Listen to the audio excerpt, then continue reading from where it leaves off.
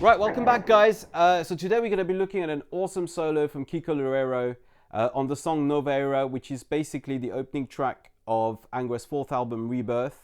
Nova Era means new era, and it pretty much was a new era because after the third album of Angra, Fireworks, pretty much the entire lineup disintegrated, and Rafael Bittencourt and Kiko were pretty much left to carry on the pieces of Angra. I absolutely love this particular solo. I did a cover of it a while back, so you can check it out on the link below. Let's get the boring stuff out of the way. If you could please subscribe to my page, I'll be doing lots of more solos analysis over the next few weeks. So without much further ado, let's look into the solo. Bit of background on the actual solo itself. This is Kiko's sort of early to mid-period career. So he's still very much influenced with the neoclassical type of playing from the Malmsteens and Videmore and all that, but also a lot of bluesy kind of licks as well are creeping into the solo. We're in standard tuning, and most of the solo is in G Aeolian or G natural minor if you prefer. So without much further ado, let's delve into the solo and check out what Nova Era's solo is all about. Right, okay, the solo begins with a unison bend on the 15th fret, on the 18th fret of G and 15th fret of E, 18th of B and 15th of E. We do a double unison, so we go first. Actually, let me play you first and then we'll go through it.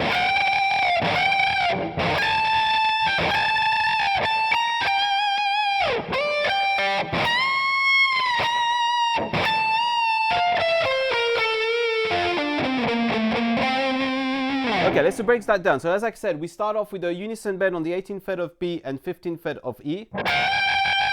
And then we hit that again. And then we jump up 2 frets from there on the 17th of E and 20th of B.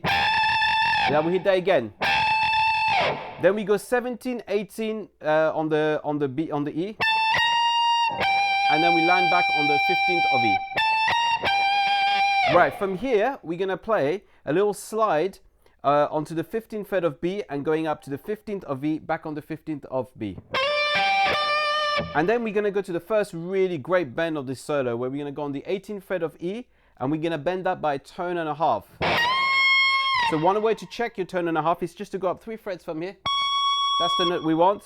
And then we bring it back, release it back on the 18th fret of B, so E. So we release it back onto the same original note.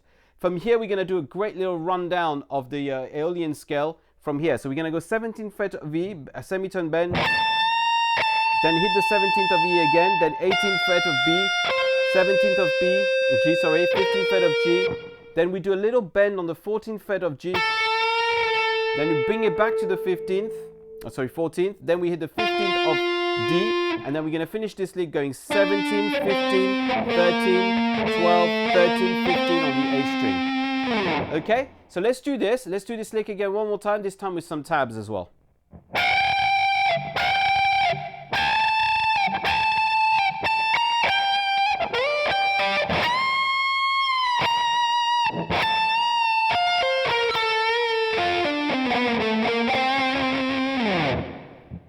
And that's the first lick. Right, okay, so the next lick we're going to be staying in G, and what we're going to be doing is introducing a little bit of blues and Dorian into the equation. And I'm going to split up this next part into three different licks actually. So let's go for the first lick. We're beginning up with a 15th fret of G, 15th fret of B, double stop. So, and I'll play it first and we'll break it down.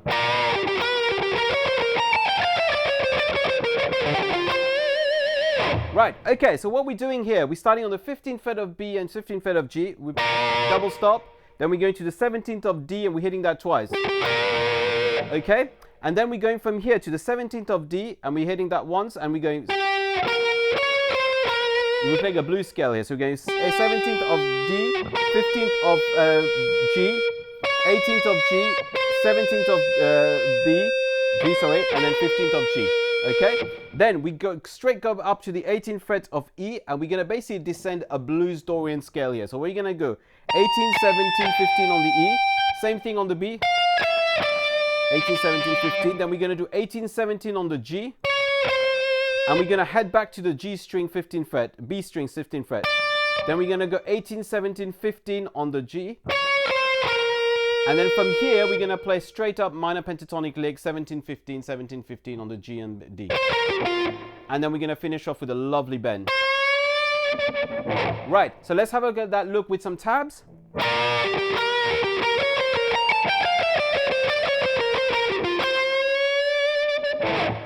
Right, the next lick after that, yeah, in the same phrase, we got another lick, which is carrying on the sort of the bluesy idea. Let's play that first, and then we'll break it down.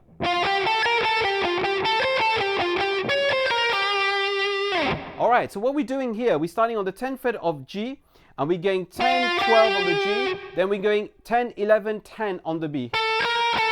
And we're coming back to the 12th fret of G, so that's the actual phrase. And then we build that lick around it by changing one of the notes every time. We're going 10, then we're going 10, 12 again. And instead of going to the 11th of B this time, we go to the 13th. So we go 10, 12 on the G, 10th of B, and then 13th of B, and then we come back. And then we finish off this lick by going 10, 12 again on the G, and then we quickly jump up to the 14th of B, and we go 14, 13, 11. And then we finish off on the 12th fret of G. So let me play you that lick again with some tabs this time.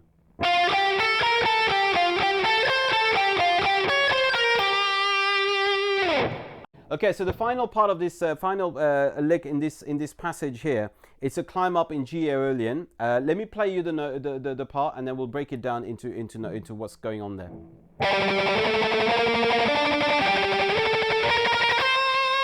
Okay, so this is a real build-up. So let's have a look at what we're doing note-wise. Everything is tremolo picked in this part. So first, let's look at the notes that we're going up with. We're going 10th of A, then 12th of A, 13th of A, then we go 12th D, then we're going 12th of G, 14th of G, 11th of B, and then we're going to the 13th of B. So it's... Okay, let's play this slowly with some tabs.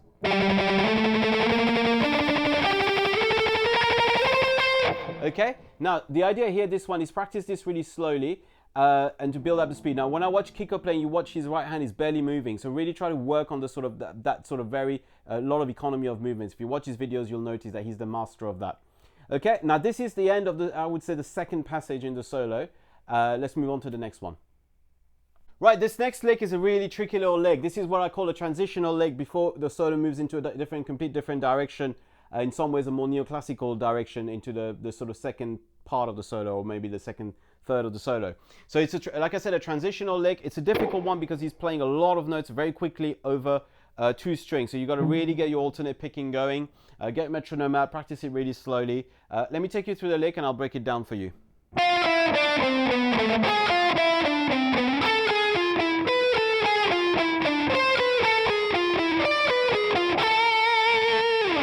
Right, okay, so let's have a look at it. We're going to break this up into little chunks, into little segments, because that's basically what he's playing, little scale segments.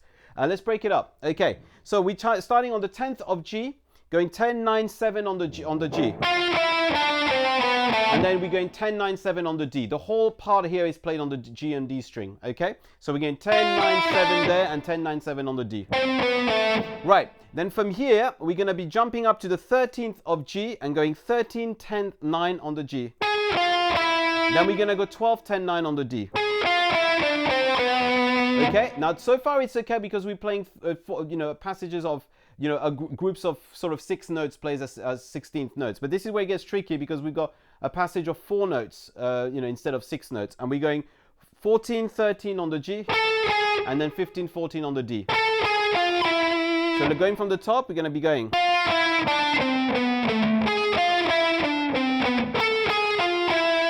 Yeah, and we're starting with that second finger here. And then the next part of this leg, we're starting on the 16th of G, going 16, 14, 13 on the G. Then 15, 14, 12 on the D. Okay, and then the penultimate phrase, actually, I should say, is basically going to the 17th of G, going 17, 15, 14. Oops, 17, 16, 14, sorry. And then we're going 18, 15, 14 on the D. So it's...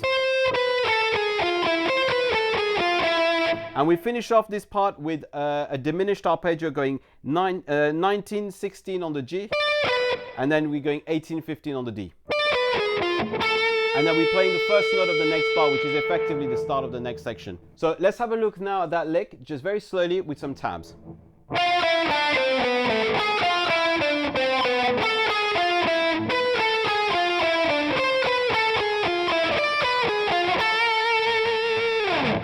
Right, okay, so we're entering now the much more neoclassical part of this solo with some lovely arpeggios and some classically influenced lines as well. So let's play it first and then we'll break it down.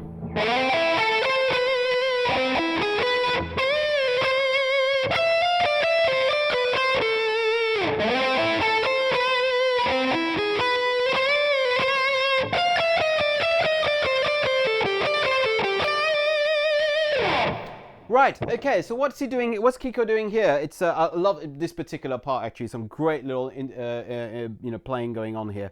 So we're starting off on the 15th of A, and we're going 15th of A into the 14th of A, D, and then 14th of G. And then we're hitting the 17th of G and finishing off on the 16th of G.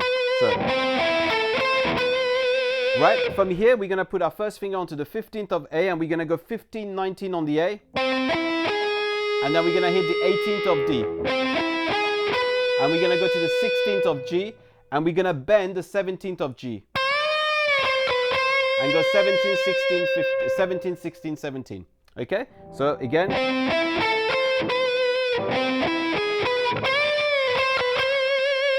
Right, and then we are reintroducing again a little bit of sort of bluesy type of scale in here, blues type of playing over an A minor pentatonic. So we're going like this.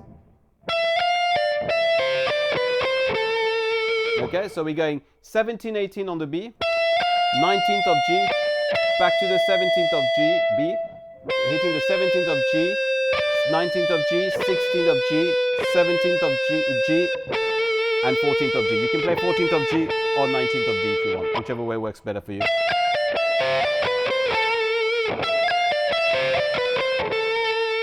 And actually this is more of an Aeolian scale. It's the next run that actually comes up with a more of a bluesy kind of feel. We'll go through that in a minute. Right, then we repeat that sort of early arpeggio that we just played, going 15, 14, 15 of A, 14 of D, and 14 of G. So 15th of the A, 14 of D, 14 of G, 17th of G, 16th of G, then we go into the 15th of A again, then we go into the 19th of A, 18th of D, to the 16th of G, then we bend again the 17th of G, then going 17, 16, 17, and this is where we sort of meant to say that we're coming back with a more of a bluesy kind of idea. Now, let me sort of break that lick down a little bit for you because you can practice it in two parts, really. The initial part is like a scale segment, so we're going that down sort of a scale sequence, really. So we're going 18, 17 on the B, and then 20, 19 on the G. So you want to practice that little bit first. Then we go into the 17th of B, and then we do descending onto the G string with 20, 19, 17 to finish this part. So that's what I consider to be the first part of the lick. So yeah, so if you break up little runs like this, it's easier to practice there. And then here we're entering the sort of Zakk Wylde again territory that we've done earlier, going through the minor pentatonic scale. So going 19, 17 on the G and 19, 17 on the D. We do that twice. And we finish off with a vibrato, lovely vibrato on the 19th fret of G. So let me play that last lick slowly again one more time.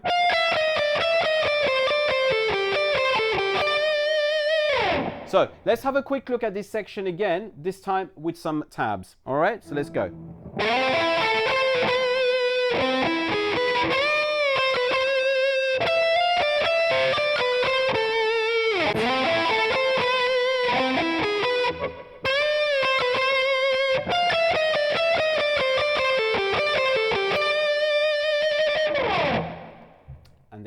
Okay, this next section again, we're going to be looking at some Malmsteen-inspired lick, then going unraveling into some scale sequence and finishing off with a lovely little tapping sequence before heading into the next part of the solo. So let's play this. Let's break up this this passage, and I will go through individual passages.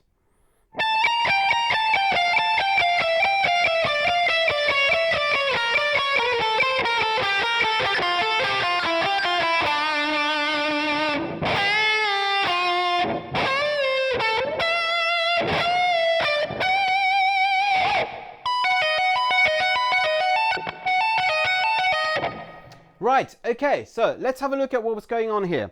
We're on the 17th fret of E, and we're going 17, 18, 15, 18 as the first sequence. Okay, right, then after that, we're going to basically be descending down, starting with your index every time. So we're going 15, 18, 17, and back to the 15th. Then the next sequence, you're going to go 13, 17, 15, 13. Then we're going to go 12, 15, 13, 12.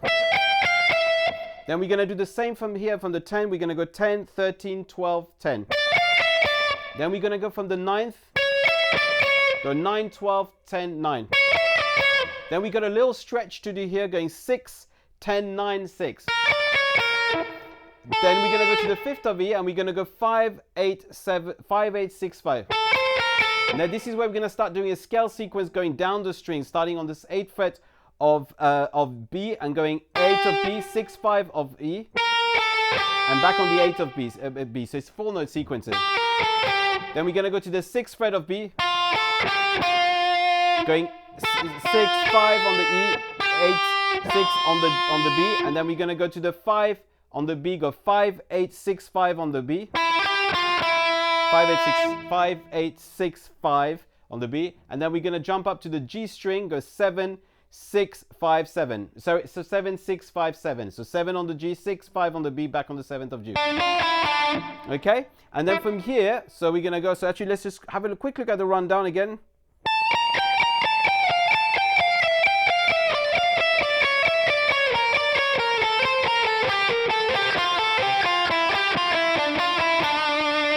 Right, and then from here we're going to go to the 8th fret of B, and we're going to bend that and come back and hit the 6th fret of B.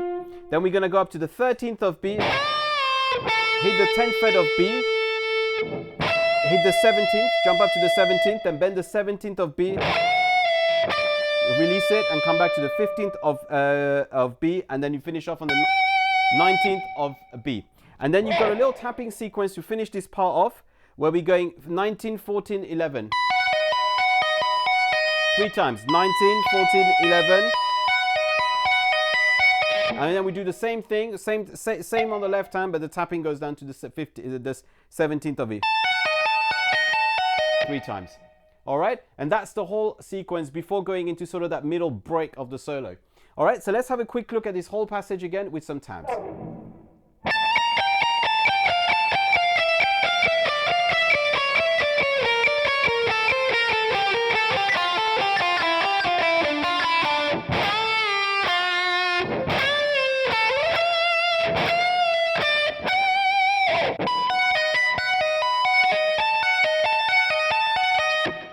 Right, okay, at this point in the song, Kiko introduces, instead of a soloing, he's sort of coming into more of like a riff,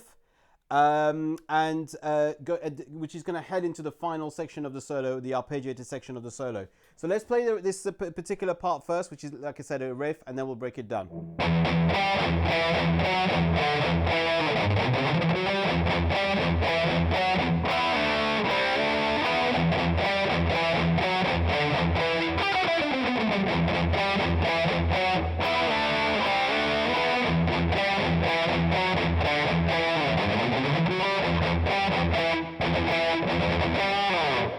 Okay, so let's have a look at what's actually happening in this part. We're beginning with a riff on the E string, so we're chugging on the open E twice, then hitting the 10th fret of A, then we go the open E, then 7th fret of A, then open E again, then 9th fret of A, then open E.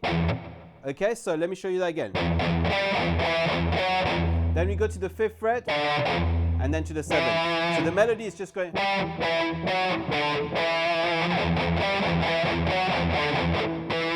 Right, and then we're basically spelling out a G major scale starting from the 3rd fret of E. So going 3 5 7, 3 5 7 on 3 5 7 on the E, 3 5 7 on the A, and then 4 5 on the D. Okay, and it's all alternate pick. Okay, and then we head back to that riff. So again, it's sort of the riff where it's going 10 7 9 5. Sorry, 10 7 9 this time because we're going to have a little tail there.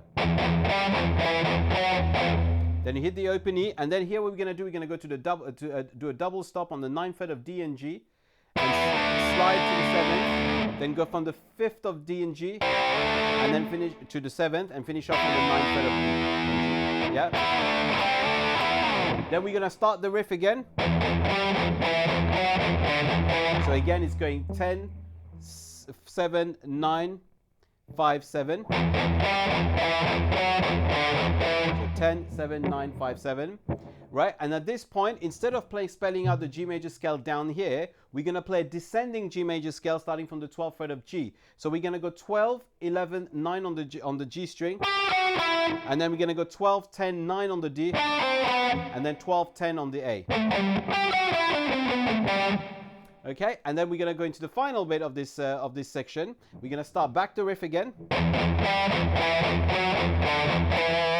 with that little spelling out of the G major scale down here. So 3 5 7 on the E, 3 5 7 on the A, 4 5 on the D.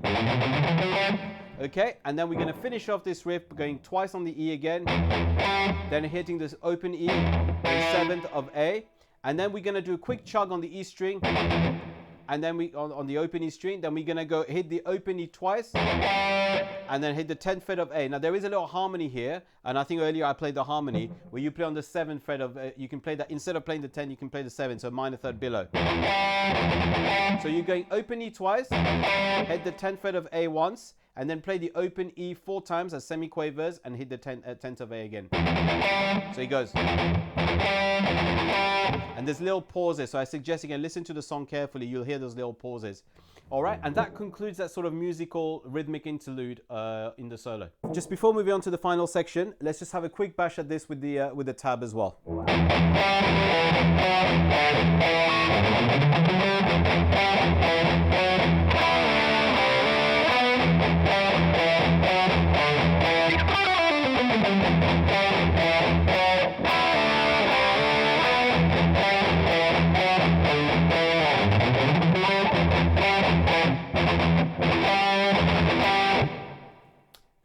Let's move on to the next section. So we're on to the final section of the song now, which I would basically say is arguably the hardest part of this solo. This is really what I call the fireworks, where Kiko's just unleashing a whole array of arpeggios using legato, sweep, string skipping techniques. So literally the whole arsenal of his technique is just displayed in this particular part of the solo. So let's go through it first, and then we'll break it down very slowly.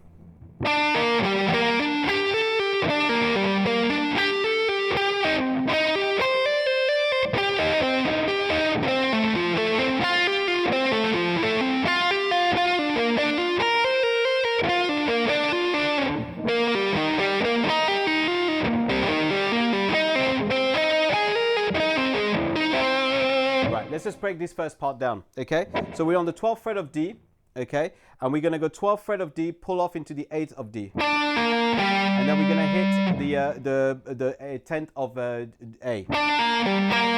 And I suggest going down and then an upstroke inside the strings onto that A string. And then we're going to head back down the strings onto an 8th fret of D into the 10th fret of 12th fret of A, which I'm hammering.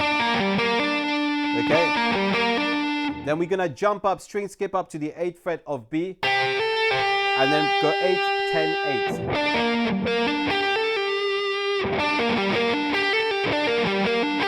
And we're going to repeat that arpeggio twice, okay? Then we're going to go down to the G string 12th fret, and we're going to go 12, 8 on the G, and then 10th fret of D. So we're effectively highlighting an arpeggio of C minor. So the first one was an arpeggio of G minor, and now we're highlighting an arpeggio of C minor. So let's have a look what is happening here. We're going 12, 8 on the G, then hitting the 10th fret of D, going back on the G8, 12, then we're going up to the 8th of E and 10 of E, but we're going to double up on this one. Yeah, so we're going to double up on the arpeggio and then come back up to the 12th of G. And we're going to finish off there. So the way we're going to go, we're going to twice up here. Then we're going to come back to the 12th of G. Then 10th of D. And then go 8th of G. And then finish off on the 12th of G. And this movement is what he's going to pretty much be repeating down the arpeggios. This whole sort of sequence over one position. So the next position, we're going to be on the 10th fret of D, pulling off onto the 7th fret of A.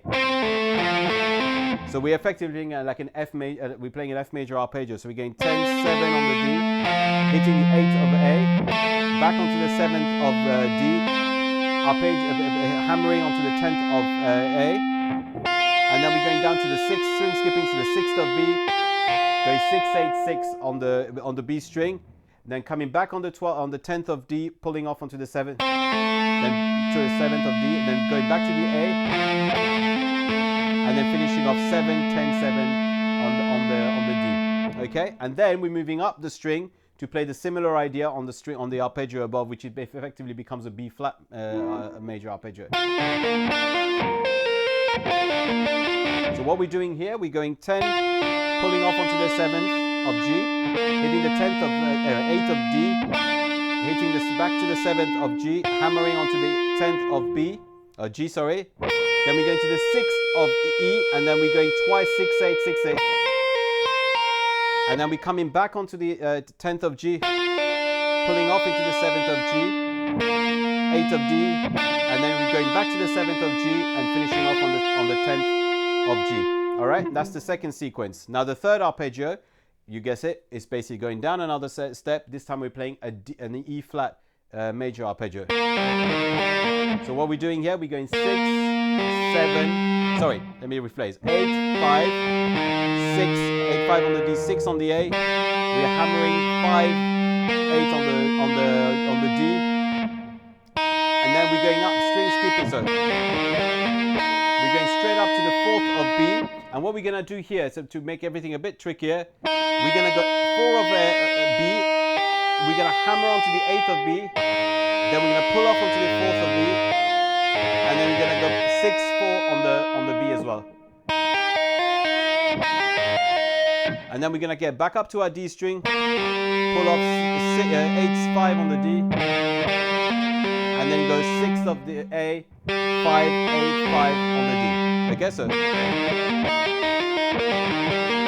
And then the final arpeggio in this, we're going to go up a string, we're going to go 8, 8, 5 on the G, hitting the 6th of D, back to the G with a 5, 6, 5, 8. Then we're gonna go up to the 4th of doing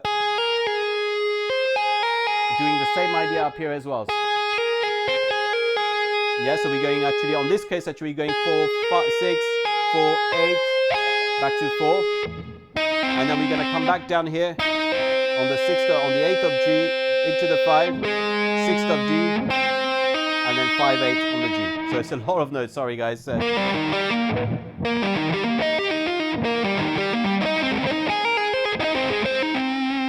Right, let's play the whole sequence with some tabs now.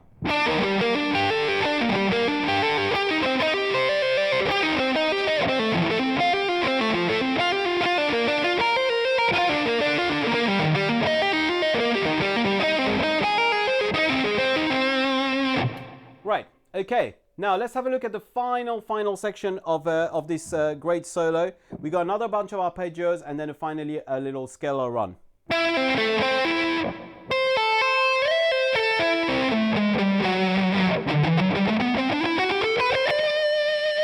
Right, okay, so what's happening here? We're going 9, 9, 5 on the G, then hitting the 7th of D, back to the 5, 9 on the G. Then we're going 5, 8, 5, sorry. 5, 8, 5 on the E. 5, 8, 5 on the E.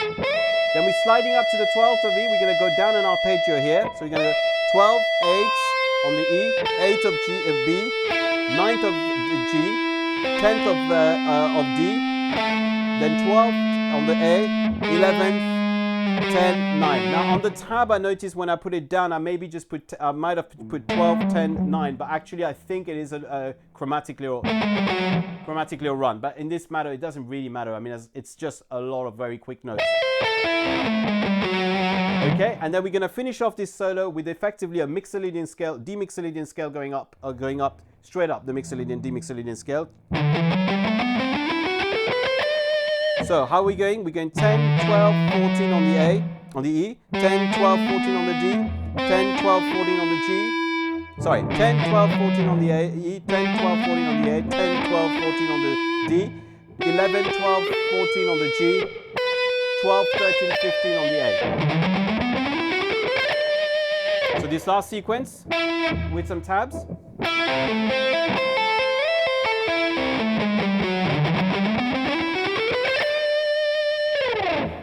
And that pretty much concludes the whole solo. It's a very tough solo to play. So I suggest spend some a lot of time on all those individual parts. The last sequence, I remember, took me a lot of time to master because it's just insanely fast and very, very precise. So good luck with it. I hope this was useful. This is one of my first lessons breaking down the solo, so bear with me. I'm getting to grips with a new camera and lots of other things, but it'll get there. But hopefully this was useful. If there's any questions about this, just feel free to ask. Don't forget to subscribe, and I'll see you very soon. Take care.